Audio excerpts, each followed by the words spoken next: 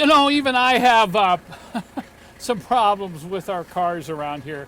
One of the more common problems on these old diesels is the engine won't shut off. And if you're new to these, this can kind of freak you out. We've had a number of people's emails say, "Oh no, my diesel won't shut off." Now I'm going to turn the key off. Okay, the key's out. I'm going to walk out here. I'll show you the key. Oh, it beat me to it. A lot of times, if it won't shut off, you have to come out and push this emergency stop lever right here next to the valve cover. But in this case, it's very slowly shutting off. So if this should happen to you, what do? We're only after 3 seconds. These older diesel engines are shut off by vacuum, not electric. So this is what kind of fools people.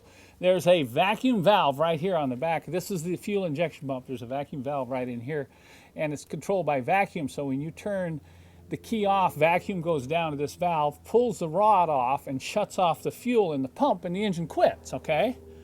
So the first thing you want to do if this is happening to you is you want to test to see if that shutoff valve is working, and the easiest way to do this is using a vacuum hand pump tester. You know, it's probably very difficult to do it without one. Now, you want to get access to the line. This is the brown and blue line which goes down to the back of the pump. Here's a little trick, by the way, if you're trying to get these vacuum lines off. If you try to pull like this, it's kind of like that Chinese finger puzzle where you're just pulling it tighter and tighter onto the line. Get a little hook tool and just get into the rubber like this. Make sure you don't poke yourself.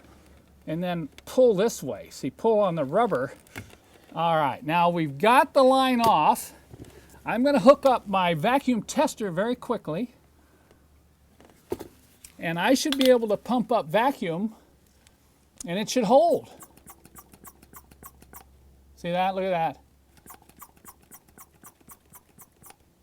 This vacuum gauge should come right up to 15 to 20 inches, and it's not even coming up. Now I'm going to start the engine. I'm going to see if we can shut it off with the pump.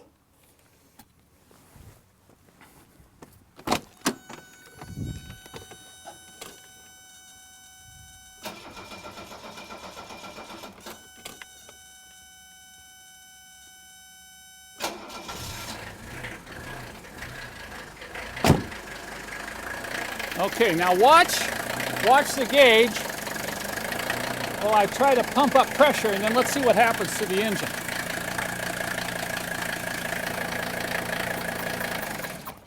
See, if I pump real fast, the engine will quit. So you can see that vacuum is what shuts off the engine. So I already know that I have to pull this into the shop and just replace this valve.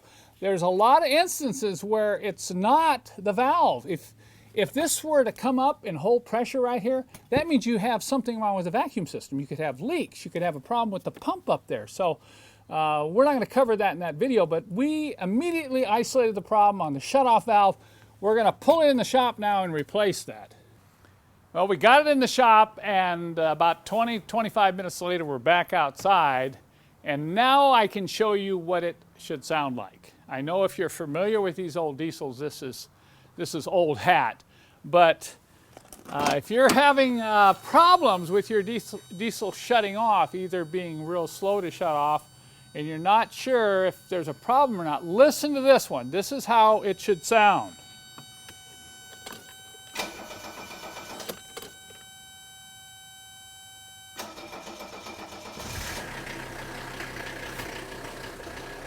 Okay, we'll let it run just a few seconds because we have to build up vacuum.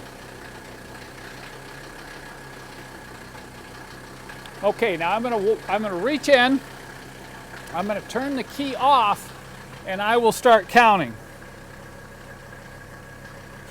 1001, 1 second.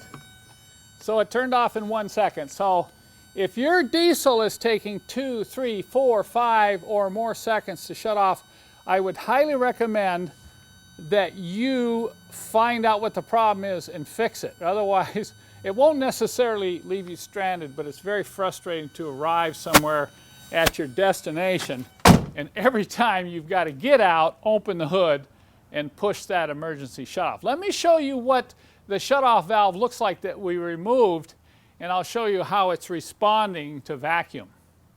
This is what the fuel shutoff valve looks like on most Mercedes diesels manufactured in the U.S. market from 1977 to 1985. You can see here's the vacuum inlet, here's the canister that holds the vacuum. There's a diaphragm in here, and when vacuum is applied, it pulls back on this lever. See that? It pulls back on the lever, and that's connected to the mechanism inside the injection pump that shuts the fuel off. Now I'm going to, once again, I'll attach this vacuum hand pump tester,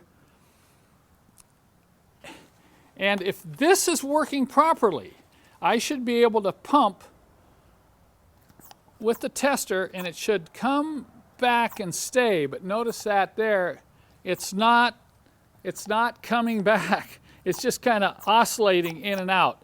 So that's why the engine would still shut off. When these totally fail, this won't even move. But you can see I'm trying to pump vacuum, and it's just moving right back out.